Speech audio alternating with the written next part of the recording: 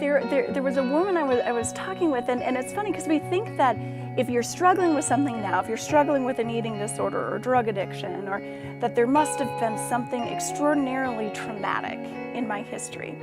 And we were talking about, her struggle, and she kept saying, like, I don't know why it's so hard for me. I don't know why I'm struggling with this. I had a great childhood. My parents loved me. I had all my needs met.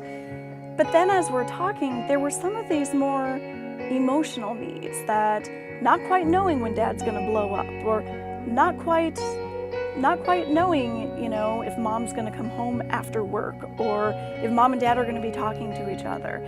And she was talking about how much she loved her parents, and then things would build up, and then she would explode out of anger.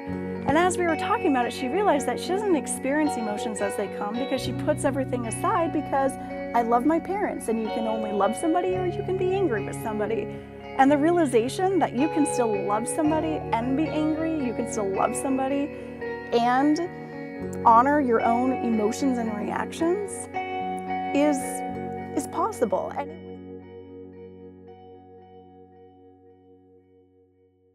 it impacts family members, but it's also can be somewhat of a product of family relationships. So more than just the individual, you can change, you can help one individual, but they're still a part of a larger system. And if you don't address the larger system, the way that they're impacting and how they're impacting the individual, you really can't make sustaining change. It's important to work with them individually as well, but there's a lot of power in a group of individuals with a similar struggle.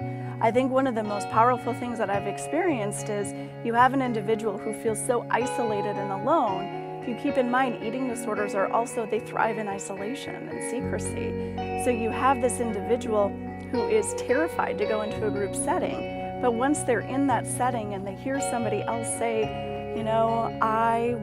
I have this fear of eating after 7 o'clock, and hearing somebody else say, me too. It's this powerful experience of somebody else having a shared experience, that I'm not alone, I'm not crazy. There's other people who are like this.